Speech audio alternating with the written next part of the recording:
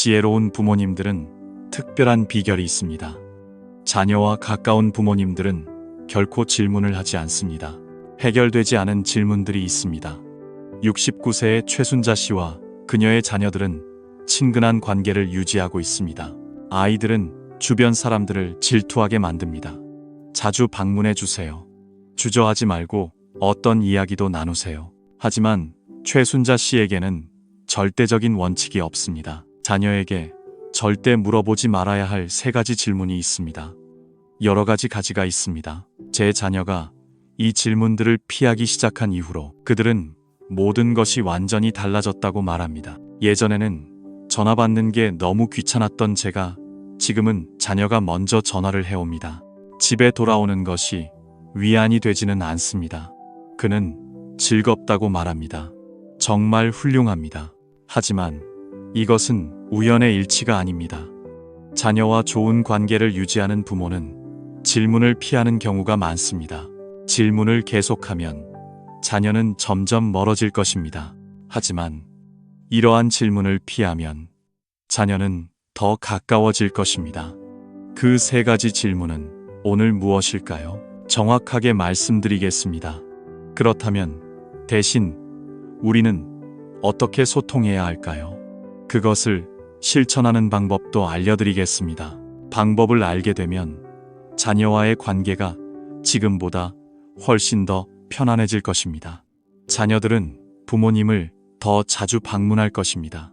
저는 두렵습니다. 자세한 내용에 들어가기 전에 영상 제작 과정을 말씀드리겠습니다. 구독과 좋아요를 눌러주시면 큰 도움이 됩니다. 가끔 그렇게 해주세요. 더 많은 영상이 여러분의 마음을 따뜻하게 해줄 것이고 여러분은 빠르게 그 혜택을 받을 수 있습니다. 지금 바로 시작해 보겠습니다. 그렇다면 아이들이 가장 듣기 싫어하는 것은 무엇일까요? 첫 번째 질문을 알려주세요. 제가 말씀드리겠습니다. 이것은 돈에 관한 질문입니다. 요즘 얼마나 벌고 계신가요? 생활비는 충분한가요? 집값이 많이 올랐나요? 자녀는 잘 사용하고 있나요? 아이들이 이런 질문을 들으면 그들의 마음은 무거워집니다. 65세의 이순자 씨의 이야기를 들어봅시다. 제가 말씀드리겠습니다. 작년까지 이순자 씨는 아들에게 자주 말을 걸었습니다. 저는 이런 질문을 자주 스스로에게 했습니다. 월급 인상은 있었나요? 보너스는 얼마 받았나요? 요즘 물가가 많이 올라서 생활이 힘들게 되었습니다. 어려운가요?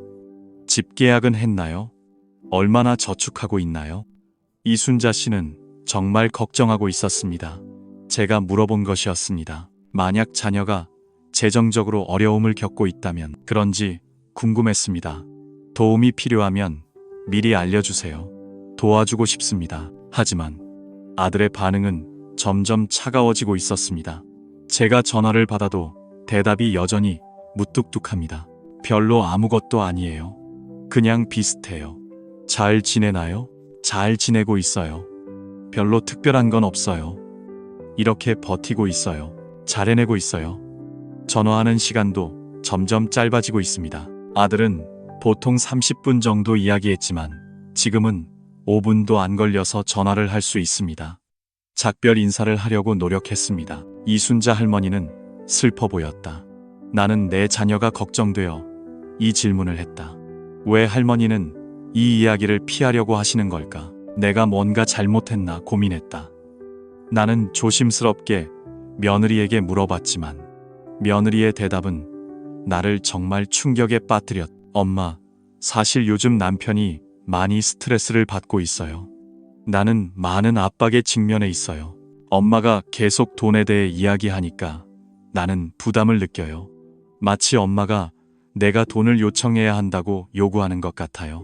아니면 우리가 돈을 벌 수 없는 건가요? 엄마가 재정 문제 때문에 걱정하시는 것 같아요. 나는 어떻게 대답해야 할지 모르겠어요.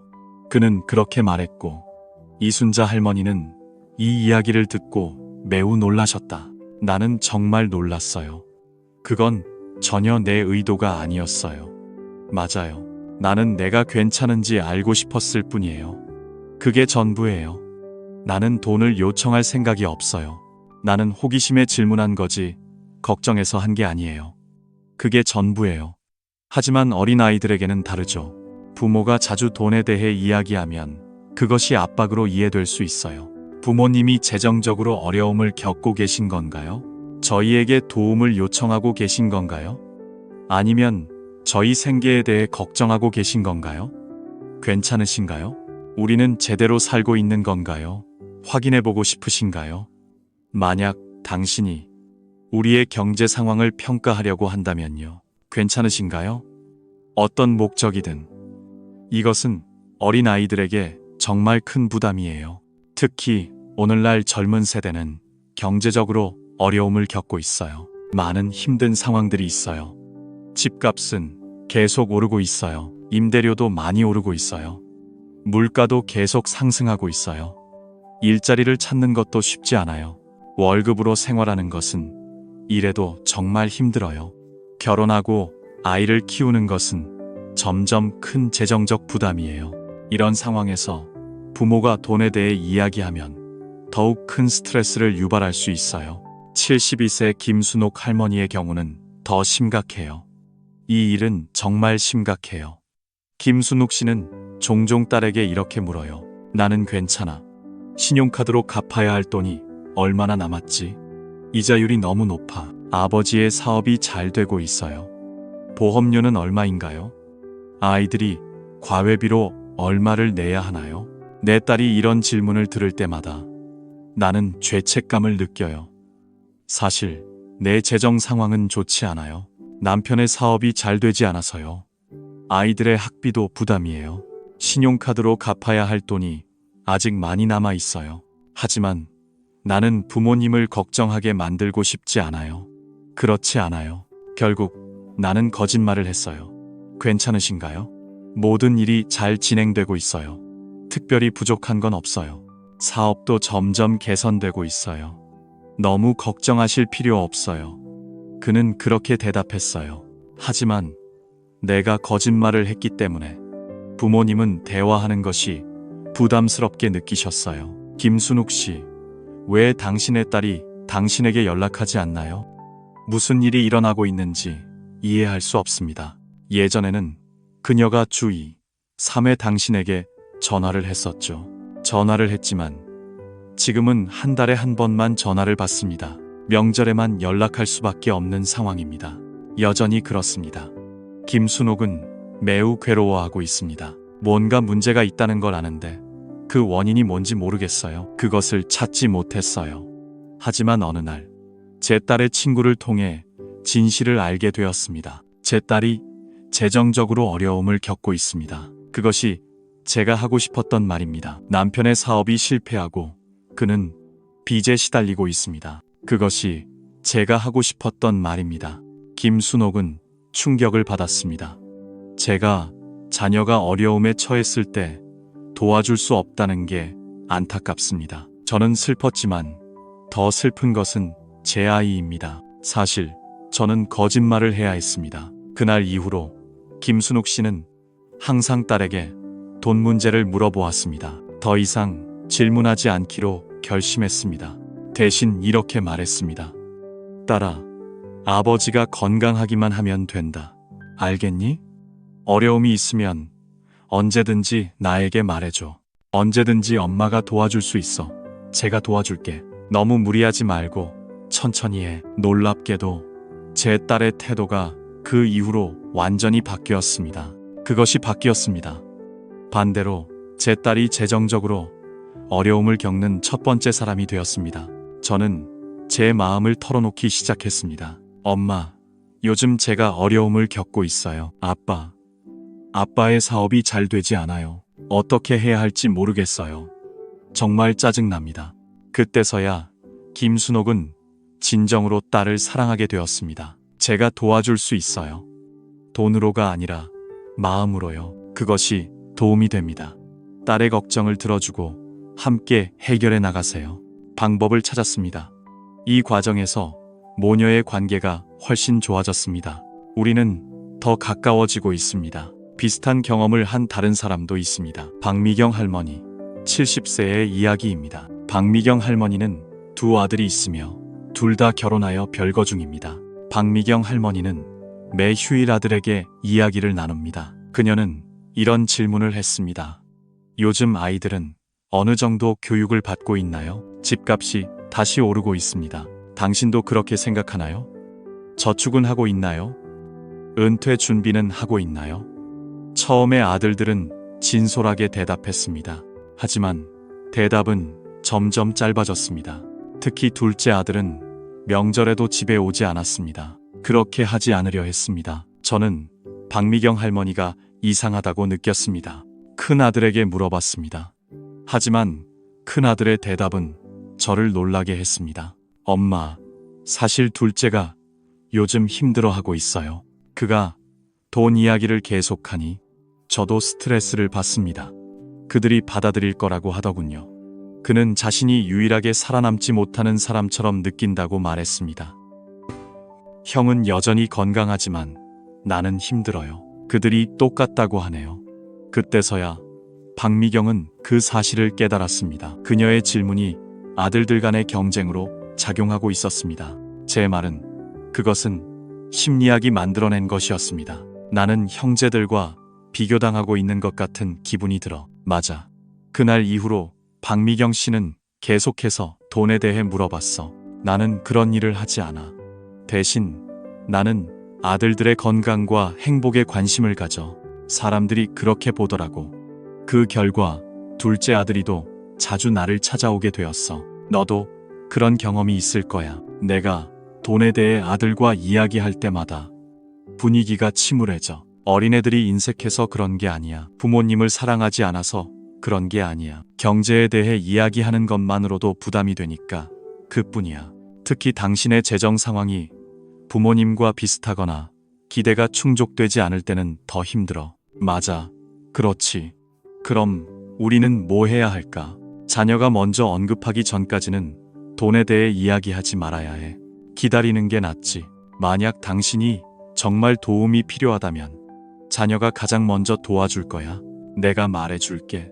부모가 먼저 물어보면 아이가 부담을 느낄 거야. 대신 이렇게 말해보는 건 어때? 당신이 건강하기만 하면 그게 가장 중요해. 남용하지 마.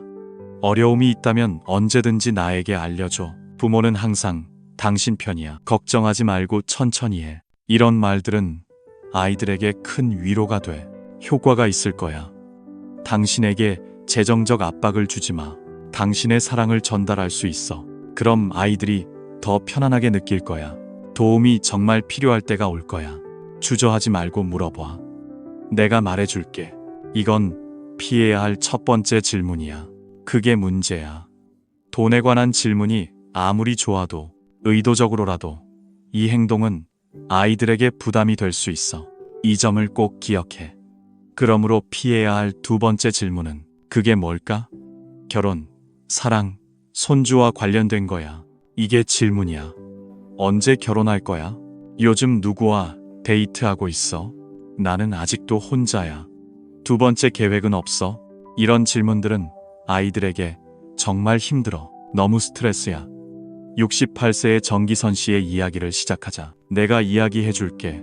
정기선 씨에게는 32세의 딸이 있어. 맞아. 그녀는 아직 결혼하지 않았어. 정기선 씨는 딸이 걱정돼서 그녀를 만나지 못해. 매번 이렇게 말해. 너는 30이 넘었는데 언제 결혼할 거니? 그게 어떤 걸까? 주변에 좋은 사람 없니? 내가 너를 엄마에게 소개해줘야 할까? 나이가 많다고 너무 안 고르지 마. 여성에게 나이는 매우 중요해. 처음에 내 딸은 그냥 웃기만 했어. 엄마, 만약 좋은 사람을 알면 나에게 소개해줘. 나는 아직 아무도 만나지 못했어. 너무 강요하지 마. 하지만 시간이 지나면서 내 딸의 표정이 변했어. 밤이 되었어. 매번 명절이나 가족 모임에 비슷한 일이 일어나. 이야기가 반복되었기 때문이야. 친척들 앞에서도 나는 여전히 그렇게 말해. 나는 그렇게 했어. 내 딸은 여전히 외로워. 나는 나이가 들어가서 걱정돼. 만약 좋은 사람을 알면 나에게 소개해줘.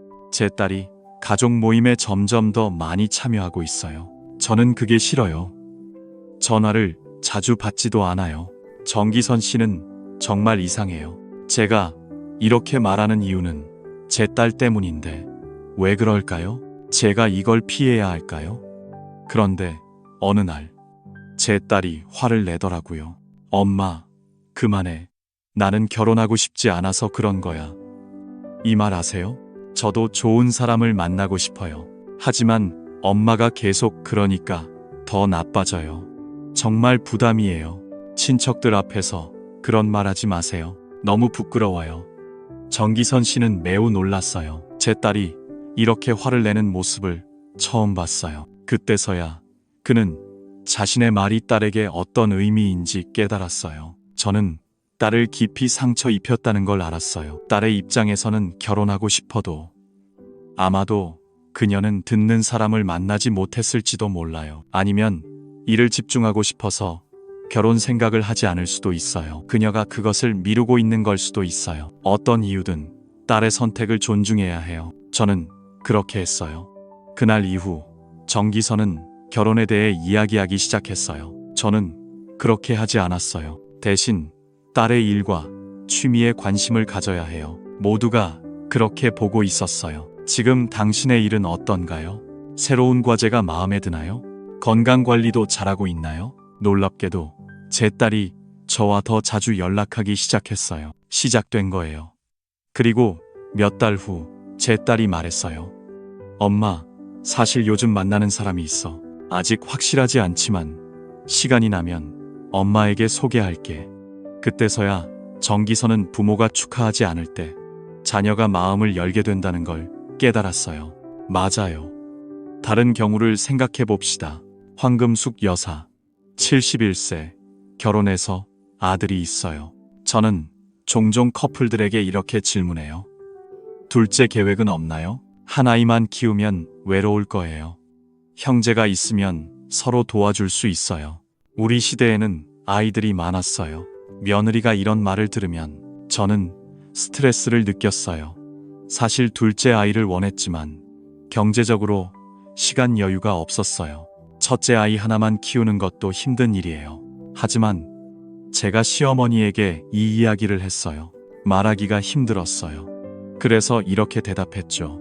아직 고민 중이에요. 더 시간이 필요해요. 저는 처음부터 잘 키우고 싶어요. 하지만 황금숙 여사는 여전히 그렇게 말했어요. 저는 그렇게 했어요. 매 명절마다 저는 제 친척들 앞에서 이렇게 말했어요. 우리 며느리는 아이를 하나만 갖고 싶어 해요. 요즘 젊은 사람들은 아이를 갖고 싶어 하지 않아요. 그들은 아이를 낳으려고 노력하고 있어요. 제 며느리가 점점 황금숙 여사를 피하고 있어요. 알겠어요. 제가 집에 가는 횟수도 줄어들었어요. 저는 아들에게 전화를 받게 하기도 했어요. 황금숙 여사는 말했어요. 왜 우리 며느리가 이러는 거지? 그는 변화가 있을지 모르겠다고 불평했습니다. 하지만 아들은 조심스럽게 말했다. 엄마, 아이를 갖는 것은 우리 결정이에요. 이건 문제예요. 엄마가 계속 그렇게 말씀하셔서 아내가 부담을 느낍니다. 저도 재정적으로 자유롭지 않아요. 잠시만 기다려주세요. 그때서야 황금숙 씨는 자신의 잘못을 깨달았습니다. 이해했어요. 당신의 손주를 보고 싶다는 마음을 이해합니다. 하지만 그 마음은 계속 드러납니다. 젊은 커플에게는 부담이 됩니다. 그것도 일입니다. 특히 경제적이거나 건강 문제로 인해 그렇습니다. 아이를 갖는 것이 어려울 수 있습니다. 그런 것이 있다고 생각하지 않아요. 그날 이후로 황금숙 씨는 자신의 손주에 대해 이야기하기 시작했습니다. 저는 그렇게 하지 않아요. 대신 며느리의 건강과 일상에 신경 써주세요. 사람들이 그렇게 보고 있습니다. 요즘 건강해 보입니다. 이 일이 너무 힘든가요? 우리 손자는 건강하게 자라고 있습니다. 몇 달 후 며느리가 말했습니다. 엄마, 저 정말 둘째 아이를 갖고 싶어요. 재정적으로 여유가 없기 때문에 상황이 조금 더 안정되면 그에 대해 생각해 보겠습니다. 그때서야 황금숙 씨는 며느리를 이해하게 되었습니다. 저는 진정성을 들을 수 있습니다. 이것은 결혼하지 않은 아이들에게도 해당됩니다. 같은 것일 뿐입니다. 74세의 최영희는 3살 아들에게 말했습니다. 나는 항상 이렇게 말해왔어요. 당신은 혼자 얼마나 더 살 건가요? 나는 나이가 많아서 빨리 결혼해야 해요. 결혼식 날 살아계셨던 엄마의 사진을 보니 당신이 생각나요. 저도 손자의 얼굴을 보고 싶어요. 아들이 이런 말을 들을 때마다 정말 짜증나요. 사실 저는 결혼하고 싶지만 그렇게 하고 싶지는 않아요. 누군가를 만날 수가 없어요. 직장에서 바빠서 만날 기회가 없어요. 아무것도 없어요. 소개팅 몇 번 해봤지만 전 그걸 잘 못해요. 괜찮아요. 하지만 이걸 엄마에게 말하면 상황이 더 나빠질 것 같아요. 그녀가 걱정할 것 같아요. 그래서 그렇게 대답했어요. 제가 그걸 처리할게요. 기회가 오면 할 거예요. 너무 서두르지 마세요. 하지만 최영희 아들의 마음은 이해할 수 없어요. 반대로 아들은 결혼에 관심이 없어요. 그러면 결혼에 대해 더 자주 이야기해보자고 생각했어요. 그렇게 했어요. 저는 친구들에게 아들의 결혼에 대해 자주 이야기해요. 그렇게 했어요. 우리 아들은 아직 외로워요. 왜 요즘 젊은이들은 결혼하지 않을까요? 당신은 그런 생각이 없나요? 아들은 이 말을 듣고 더 흥분했어요. 저는 긴장했어요. 마치 그가 문제가 있는 사람인 것처럼 느껴졌어요. 그런 기분이었어요. 그러자 아들이 분노했어요. 엄마, 나도 결혼하고 싶어. 하지만 아직 그를 만나지 못했어요.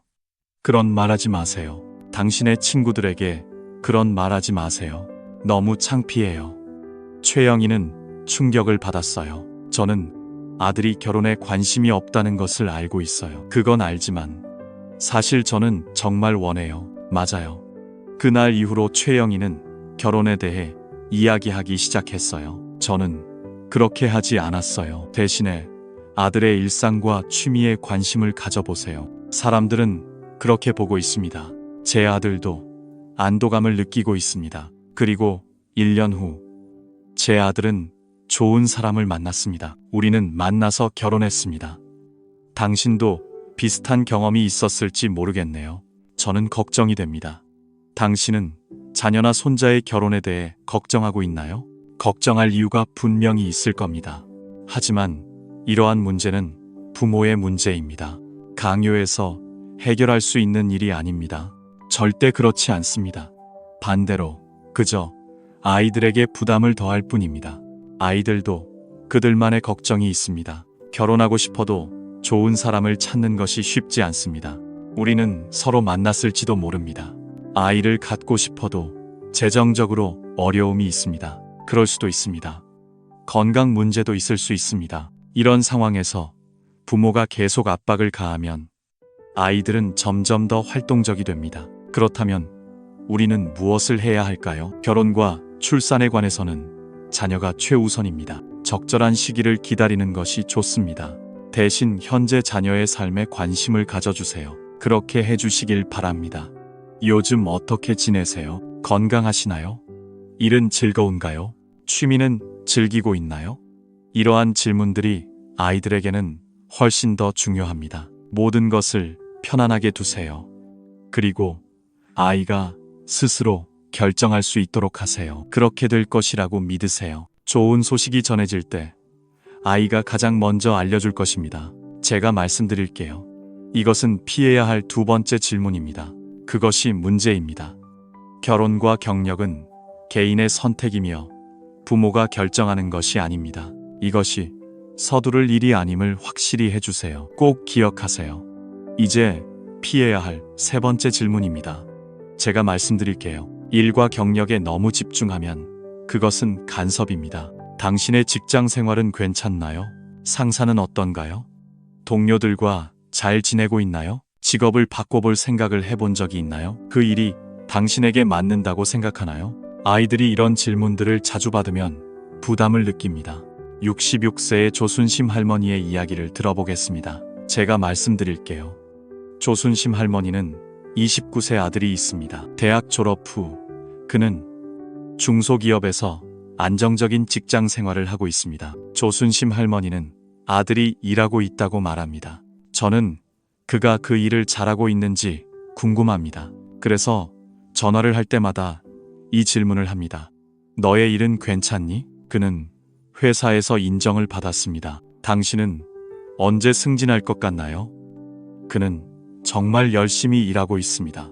상사는 그에 대해 어떻게 생각하나요? 비슷한가요? 동료들과 비교할 때 기분이 어떤가요? 처음에 제 아들은 정말 진솔하게 대답했습니다. 그는 그저 열심히 일하고 있다고 말했습니다. 저는 아직 신입이라 배우고 있습니다. 제 상사는 꽤 좋습니다. 하지만 시간이 지나면서 대답이 짧아졌습니다. 그렇게만 대답했습니다. 별로 많지 않았습니다. 잘 모르겠습니다. 조순심 할머니는 아들이 무언가를 숨기고 있다고 말했습니다. 저도 그렇게 생각합니다. 그래서 저는 추가 정보를 물어봤어요. 일에서 문제가 있나요? 상사한테 혼났나요? 실수했나요? 다른 회사로 옮길 계획이 있나요? 아들이 점점 더 짜증을 내고 있어요. 사실 회사 생활이 쉽지 않아요. 해야 할 일이 많고 배워야 할 것도 많아요. 가끔 실수해서 상사가 지적하기도 해요. 그런 순간들이 있어요. 하지만 이는 어떤 사무직 직원도 겪을 수 있는 일이에요. 제가 경험한 일입니다. 하지만 엄마가 계속 물어보니까 마치 그가 회사에서 큰 문제를 일으킨 것 같은 기분이 들어요. 그렇게 느껴요. 더 큰 문제는 조순심이 친구들에게 아들이 자신의 일에 대해 자주 이야기한다고 했다는 거예요. 맞아요. 제 아들은 다른 사람들과 마찬가지로 직장에서 어려움을 겪고 있어요. 제 상사가 꽤 까다로운 것 같아요. 제가 이직해야 할지 고민하고 있어요. 이런 이야기가 아들에게 전해지는 것 같아요. 제가 개입했어요. 아들이 정말 화가 나 있어요. 엄마, 왜 다른 사람에게 내 일에 대해 이야기해? 대화하는 건가요? 저는 제 일을 잘하고 있어요. 이 일이 힘든 건 당연해요. 그런 말 하지 말아주세요. 조순심은 매우 놀랐어요. 저는 아들이 걱정되어서 이렇게 말한 건데 왜 이렇게 된 걸까요? 제가 화내야 할까요? 하지만 그 후에 제가 발견한 것은 아들이 회사에서 열심히 일하고 있다는 거예요. 그 말은 상사가 아들을 잘 받아들이고 동료들과도 좋은 관계를 유지하고 있다는 뜻이에요. 관계도 매우 좋아요. 제가 신입사원이라 배우고 있는 중이기 때문에 이는 단지 발생하는 어려움이에요. 조순심은 자신이 헛걱정했다고 말했어요. 저는 그걸 깨달았어요. 그 이후로 아들의 일에 대해 더 이상 자세히 묻지 않았어요. 대신 이렇게 말했어요. 과로하지 마세요. 건강 챙기고 좋은 여행 되세요. 남용하지 마세요. 몇 달 후 아들이 회사에 대해 먼저 이야기했어요. 저도 그렇게 시작했어요. 엄마, 오늘 상사에게 칭찬받았어요. 프로젝트를 아주 잘 마쳤다고 들었어요. 동료들도 저를 인정하는 것 같아요. 그때 조순심은 부모가 묻지 않으면 아이들이 더 편하게 이야기할 수 있다는 것을 깨달았어요. 맞아요. 다른 예를 봅시다. 69세의 김정숙이 그녀의 딸의 직장 생활에 대해 이야기하고 있어요. 저는 항상 걱정이에요. 딸이 일하는 회사는 일량이 많아서 매우 스트레스가 많아요. 김정숙은 딸에게 이렇게 말하곤 해요. 엄마는 잘 해냈어. 그 회사는 매우 강해 보인다. 그렇다면 다른 회사로 옮기는 것은 어떻게 될까요? 딸이 상처받을까 걱정이에요. 요즘 좋은 회사가 많아요. 제 전공으로 할 수 있는 다른 일들이 분명히 있을 거예요. 딸이 이런 말을 들을 때마다 매우 짜증이 나요. 정말 힘든 일이긴 하지만 그건 딸이 추구하고 싶은 분야예요. 저는 경험을 쌓고 발전하고 있어요. 저도 그렇게 느껴요. 힘들지만 성취감이 느껴져요. 하지만 엄마는 여전히 내 선택이 잘못됐다고 말씀하십니다. 마치 내가 잘못된 길을 가고 있는 것처럼요. 그런 기분이에요. 제 딸은 점점 자신의 일에 대해 덜 이야기하게 됩니다. 알겠어요. 어려움이 있으면 엄마에게 다시 말해주세요. 사람들은 내가 직업을 바꾸라고 할 거라고 생각해요. 김정숙은 왜 딸이 일에 대해 이야기하지 않는지 궁금해했습니다. 그녀는 어떻게 해야 할지 모르겠다고 말했습니다. 하지만 어느 날 제 딸이 말했어요. 엄마, 저는 지금 하는 일이 좋아요. 힘든 일이지만 내가 하고 싶은 일이에요. 그러니 나에게 직업을 바꾸라고 하지 마세요. 그건 내 결정이에요. 그때서야 김정숙은 자신의 실수를 깨달았습니다. 나는 이해했어요. 딸의 선택에 믿음을 두지 않고 다른 것만 생각하고 있었어요. 문제는 방법을 제시하는 것이에요. 그날 이후로 김정숙은 딸의 일에 대해 이야기하기 시작했습니다. 나는 그렇게 하라고 조언하지 않아요. 대신 나는 딸의 선택을 지지해요. 나는 내가 좋아하는 일을 하기에 열심히 일하고 있어요. 어려움이 있으면 나와 이야기하세요. 엄마는 나의 편이었어요. 몇 달 후 제 딸이 일하러 오고 저는 승진했어요. 그리고 엄마에게 좋은 소식이 있어요. 이미 말씀드렸어요. 엄마, 저 승진했어요.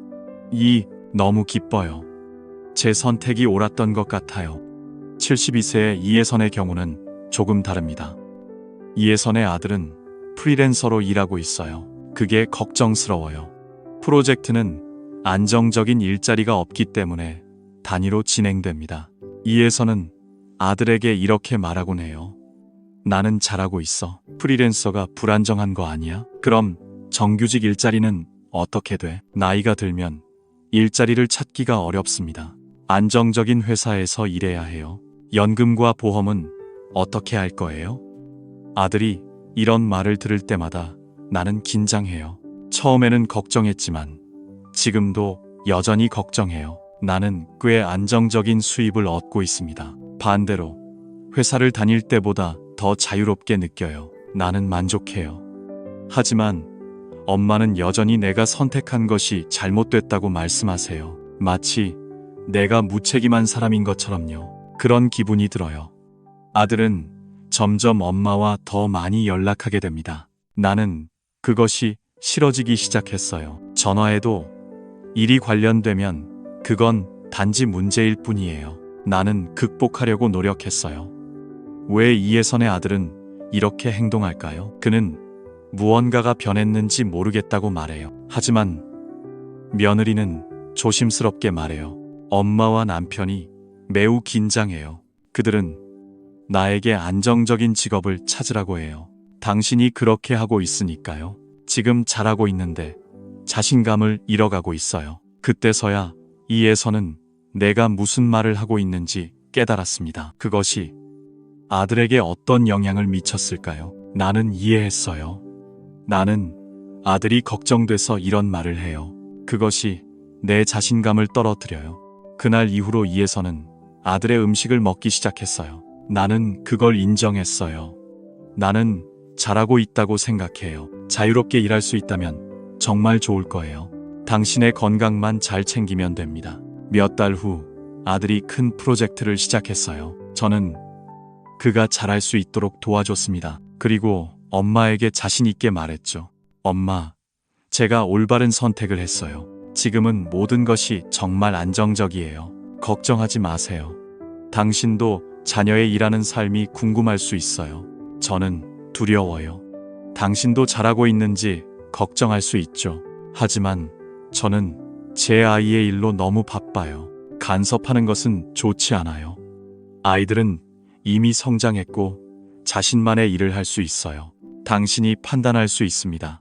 부모님은 종종 조언이나 걱정을 하죠. 그런 모습을 보이면 아이는 부담을 느낄 수 있어요.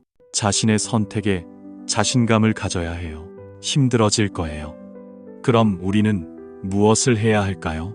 아이에 관한 문제는 전체 그림을 바라보면 됩니다. 당신을 지원하게 되어 기쁩니다. 격려는 특정한 조언이나 걱정보다 더 좋은 것이에요. 우리를 응원해 주세요.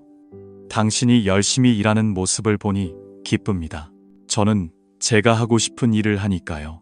하나님께 감사해요. 건강을 잘 챙기고 좋은 여행 되세요. 어려움이 있다면 언제든지 저에게 알려주세요. 이런 말은 아이들에게 큰 힘이 됩니다. 그 효과가 있을 거예요. 그리고 아이가 일기를 쓰기 시작할 때까지 기다려주세요. 정말 어려운 일이 생기면 아이가 최우선이 될 거예요. 정말 아플 거예요. 이것이 피해야 할 세 번째 질문입니다. 그것이 문제예요. 자녀의 일에 너무 간섭하지 마세요. 가장 좋은 방법은 멀리서 격려하는 것입니다. 이것이 매우 유용하다는 것을 기억해 주세요. 아이들이 지금까지 듣기 싫어하는 3가지입니다. 질문에 대해 말씀드렸습니다. 첫 번째 질문은 돈에 관한 것입니다. 두 번째 결혼과 손자의 사랑에 관한 질문입니다. 세 번째 일과 과도한 노동, 간섭에 관한 것입니다. 그렇다면 왜 이러한 질문들이 문제가 될까요? 효과가 있을까요? 근본 원인을 알면 진정한 해결책을 찾을 수 있습니다. 당신이 찾을 수 있어요. 가장 큰 이유는 이런 질문들이 아이들에게 압박을 주기 때문입니다. 부모님은 관심과 사랑으로 질문합니다. 아이들은 판단받는다고 느낍니다. 내가 잘못 살고 있는 걸까요? 부모님의 기대를 충족하지 못하고 있나요? 왜 이렇게 무능한 걸까요? 이런 생각들이 아이의 마음을 무겁게 합니다. 한명옥 할머니, 67세, 이것을 깨달았습니다. 문제를 인식한 사람입니다. 한명옥 할머니는 새로 태어난 아이들을 잘 돌보고 있습니다. 저는 그들을 잘 키웠습니다. 모두 대학을 졸업하고 취직했어요. 하지만 저와 아이들의 관계는 예전 같지 않아요. 그렇지 않아요. 우리는 연락을 잘하지 않고 만날 때도 대화가 오래 이어지지 않아요. 그렇지 않아요. 한명옥 할머니는 뭔가 잘못되었다고 느끼고 있습니다. 저는 그걸 느꼈어요. 그래서 당신의 아이에게 솔직해져야 합니다. 저는 물어봤어요. 엄마가 잘못한 게 있나요? 요즘 왜 저와 연락하지 않나요? 그러자 큰딸이 조심스럽게 대답했습니다. 엄마, 사실 엄마와 이야기할 때마다 너무 피곤해요. 엄마가 계속 저를 체크하려고 하니까요. 당신은 많은 돈을 벌고 있나요? 언제 결혼할 건가요? 당신의 일은 괜찮나요? 마치 시험을 보는 것 같아요. 한명옥 씨는 매우 놀랐습니다. 그건 제 의도가 전혀 아니었지만 제 아이는 그렇게 느꼈습니다. 제 둘째 아들도 비슷한 말을 했어요. 엄마, 저는 엄마와 편하게 이야기하고 싶어요. 하지만 제 어머니는 항상 제 상황을 알고 싶어 하셨어요. 나는 확인하려고 노력하는 중이에요. 그러니까 그냥 괜찮다고 말해야겠어요. 당신이 실제로 무엇을 생각하고 있는지 아는 것은 정말 어렵습니다. 그때서야 한명옥은 그것을 깨달았습니다. 그가 자신의 자녀에게 관심을 보이고 있다는 것을. 제가 한 질문들이 실제로 제 아이에게 영향을 미쳤습니다. 그건 제가 상황을 평가하고 있다는 뜻이에요. 그날 이후로 한명옥은 완전히 달라졌습니다. 저는 제 아이와 그런 방식으로 대화했습니다. 상황을 확인하려는 질문 대신 그들의 감정에 관한 질문을 했습니다. 저는 질문 하나를 했습니다. 요즘 기분이 어때요? 즐거운 일이 있나요? 제 건강은 여전히 괜찮아요. 요즘 뭐 하고 지내요? 처음에는 아이들이 매우 수줍어했어요. 왜냐하면 제 어머니가 갑자기 다르게 말씀하셨거든요. 정말 멋졌습니다. 하지만 시간이 지나면서 아이들이 좀 더 편해진 것 같습니다. 대화하는 시간도 더 길어졌습니다. 대신 아이들은 먼저 자신의 상황을 이해해야 대화를 시작할 수 있었습니다. 엄마, 요즘 일하면서 정말 스트레스를 받고 있어요. 그것을 해결하고 있어요. 사실 누군가를 만나고 있지만 아직 확신이 없어요. 사실 저는 돈 관리에 능숙하지 않아요. 기분도 비슷해요. 한명옥 씨는 매우 놀랐습니다. 그녀가 한때 궁금해했던 모든 것들이 이제 아이들이 스스로 이야기하고 있었습니다. 왜냐하면 제가 그것을 요구하지 않았기 때문이에요. 그럼 우리는 구체적으로 어떻게 이야기해야 하나요? 해야 할까요? 73세의 서금자 씨의 방법을 소개하겠습니다. 제가 그것을 여러분과 공유할게요. 서금자 씨는 제 아이의 어머니입니다. 제 어머니이신데 예전에는 아이들과 이야기할 때 보통 이런 말씀을 하셨어요. 식사는 어때요? 내가 돈을 많이 벌고 있어요. 결혼은 언제 할 건가요? 당신의 일은 괜찮나요? 하지만 이제는 완전히 다릅니다. 요즘 무엇이 가장 행복하게 해주나요? 요즘 뭐 하고 지내요? 피곤하지 않아요? 즐거운 이야기가 있나요? 저는 질문을 이렇게 바꿨습니다. 결과는 놀라웠습니다. 아이들이 할 말이 많아졌어요. 시작되었습니다. 엄마, 요즘 새로운 프로젝트가 있어요.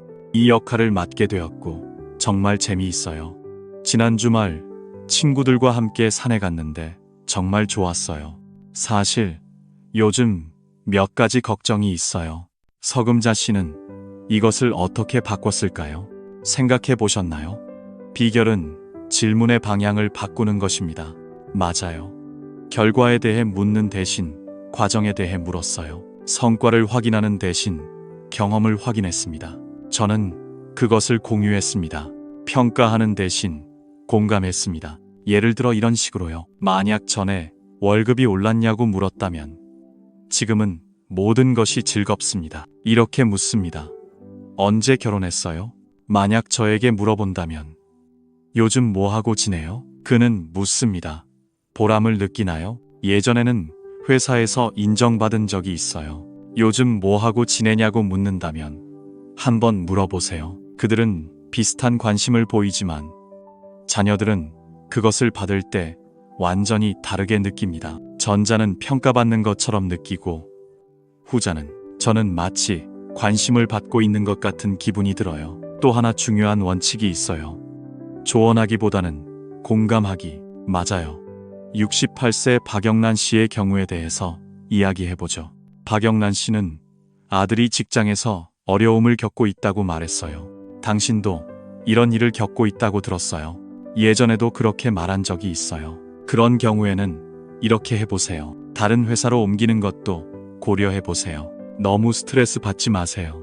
하지만 이제는 다르게 반응해요. 아, 그런 거구나. 분명히 힘들었겠네요.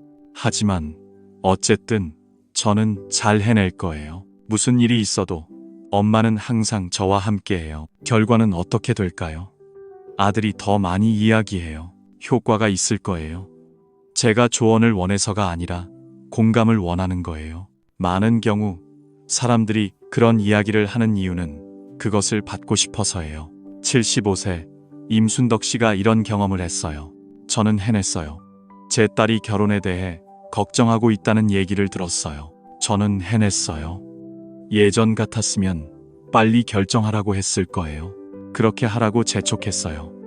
하지만 이번에는 이렇게 말씀하셨어요. 분명히 많이 걱정하고 계시겠네요. 저는 엄마가 당신의 마음을 이해한다고 생각해요. 천천히 생각해 보세요. 제가 결정을 하는 것이 가장 좋을 것 같아요. 그 후에 딸이 자신의 진짜 걱정을 털어놓았어요. 저는 점점 놓아주기 시작했어요. 결혼하고 싶지만 재정적인 부담이 있어요. 제 말은 엄청나게 크다는 거예요. 아이가 있으면 일을 그만둬야 할 수도 있어요. 제가 말하는 것은 모르는 것에 대한 걱정이에요. 임순덕 씨는 딸의 감정을 깊이 이해하고 있어요. 저는 그럴 수 있었어요. 그리고 정말 유용한 정보를 알려드릴게요. 저는 그럴 수 있었어요. 이것이 올바른 소통 방식이에요. 자녀의 상황을 확인하려고 하지 마세요. 자녀의 마음을 이해하려고 노력하세요. 판단하지 말고 공감해 주세요. 조언하지 말고 들어주세요. 기다려 주시고 서두르지 마세요. 이렇게 자녀와 이야기하면 훨씬 나아질 거예요. 저는 편안함을 느껴요. 대신 부모가 궁금해하는 것들이 스스로 드러나요. 그리고 정말 도움이 필요할 때 먼저 도움을 요청할 거예요. 마지막으로 중요한 점이 하나 더 있어요. 문제는 자녀를 믿는 것이에요. 지금 아이들은 성인이 되었어요. 그들은 자신의 삶에 책임을 질 수 있는 능력이 있어요. 그게 나이예요. 부모가 계속 확인하고 조언하는 것은 자녀를 믿지 않는다는 신호예요. 받아들일 수 있어요. 대신 자녀의 판단을 믿으세요. 자녀의 선택을 존중하세요. 그럼 아이들은 부모를 더 믿게 될 거예요. 효과가 있을 거예요. 어려운 일이 생기면 가장 먼저 해야 할 것은 그것을 찾는 거예요. 이것이 진정한 부모와 자녀의 관계예요. 서로 신뢰하고 존중하는 관계입니다. 이제 당신도 시작할 수 있습니다. 오늘부터 자녀와의 대화를 바꿔보세요. 보세요. 확인 질문을 하는 대신 관심을 표현하세요. 질문하세요. 판단하기보다는 공감하세요. 조언하기보다는 들어주세요. 분명 좋은 변화를 경험할 수 있을 것입니다. 두렵습니다. 아이들은 접근하는데 훨씬 편안해질 것입니다. 두렵습니다. 우리는 더 많은 이야기를 나눌 수 있을 것입니다. 진정으로 가까운 관계가 될 수 있습니다. 두렵습니다. 당신은 절대 자녀에게 물어봐서는 안 되는 3가지 질문이 있습니다. 이미 말씀드렸습니다. 첫 번째 질문은 돈과 관련이 있습니다. 두 번째는 재혼과 손자의 사랑에 관한 것입니다. 세 번째는 일과 과도한 업무가 간섭하는 것입니다. 이 3가지 질문을 피하세요. 자녀와의 관계가 훨씬 편안해질 것입니다. 걱정됩니다. 하지만 단순히 피하는 것만으로는 충분하지 않습니다. 아직 충분하지 않습니다. 대신 구체적으로 의사소통하는 방법을 제시하세요. 제가 방법을 보여드리겠습니다. 먼저 오늘부터 바로 시작할 수 있는 몇 가지 간단한 것들이 있습니다. 이 방법들을 소개하겠습니다. 자녀에게 전화할 때 이렇게 시작하세요.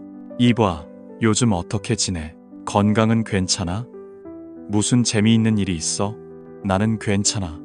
이런 질문들은 아이들에게 부담이 되지 않습니다. 아니요. 오히려 관심을 받고 있다는 느낌을 줍니다. 신명 씨는 70세로 이 방법을 시도했습니다. 그 후 놀라운 변화를 경험했습니다. 신명 씨는 1년 넘게 아들과 멀어져 있었습니다. 힘든 관계였습니다. 아들은 저와 자주 연락하지 않았고 우리가 만나도 대화가 길어지지 않았습니다. 하지만 신명 씨는 질문하는 방식을 바꾸었습니다.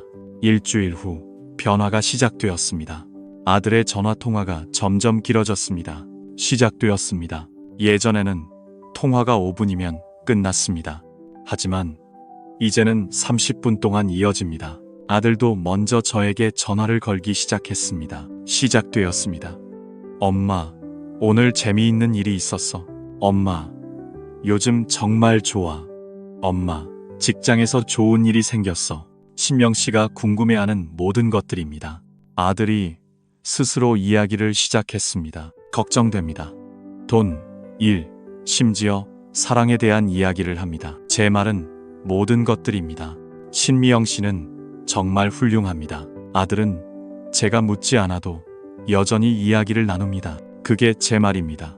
다음에 자녀가 힘든 이야기를 할 때 어떻게 반응해야 할지 알려드릴게요.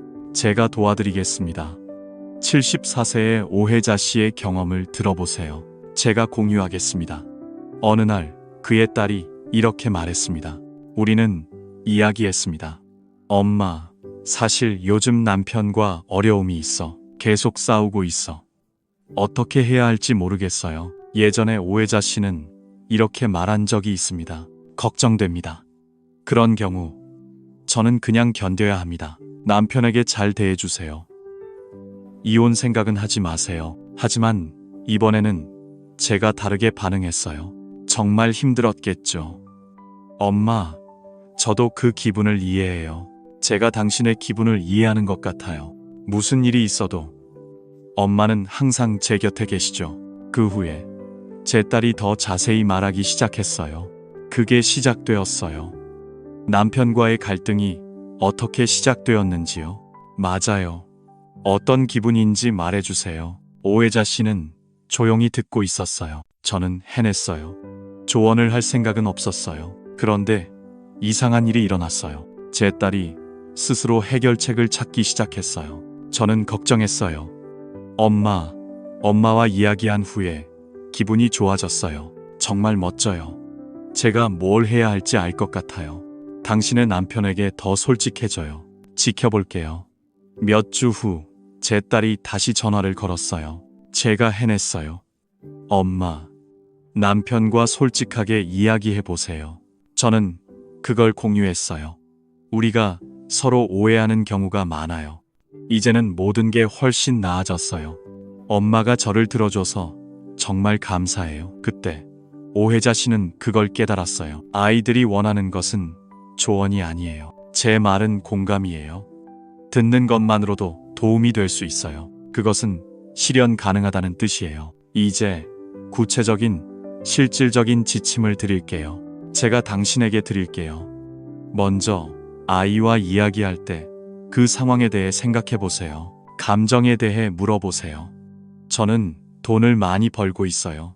대신 요즘 기분이 어떤가요? 언제 결혼할 건가요?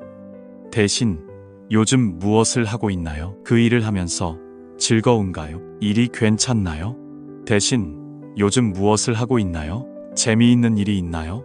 둘째, 아이가 힘든 이야기를 할 때는 조언 대신 공감해 주세요. 이렇게 해보세요. 반대로 그건 정말 어려울 거예요. 걱정하지 마세요. 대신 열린 마음을 가지세요. 이해해요. 다른 방법을 찾아보세요. 대신 당신이 어떤 기분인지 이해하는 것 같아요. 셋째, 아이의 선택을 믿어주세요. 그건 맞지 않아요. 대신 저는 그게 맞다고 결정했어요. 위험할 수 있지만 저는 더 잘할 거예요. 저는 판단하지 않을 거예요. 다시 생각해 보세요. 대신 제 생각은 이게 매우 중요하다는 거예요. 71세 장 씨는 이러한 방법을 사용했고 연습 후 놀라운 변화를 경험했어요. 저도 그걸 경험했어요. 장순례 씨는 새로 태어난 아이가 있지만 관계가 좋지 않아요. 제 아이는 명절에도 저와 많이 연락하지 않아요. 저는 정말 빨리 가려고 노력했어요. 하지만 6개월 후 우리의 소통 방식이 바뀌었어요. 이제 모든 게 완전히 달라졌어요. 이제 아이들이 저에게 먼저 인사해요.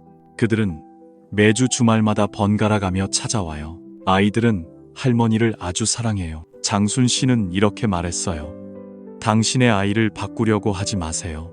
우선 모든 게 저의 변화 덕분에 바뀌었어요. 지금 저는 정말 행복해요. 당신도 이 행복을 경험할 수 있어요. 네. 오늘부터 시작하세요. 아이에게 전화할 때 다양한 질문을 해보세요. 보세요. 아이의 이야기를 들을 때는 조언을 주지 않도록 노력하세요. 술을 마시지 마세요. 자녀의 선택을 믿어주세요. 처음에는 조금 어색할 수 있습니다.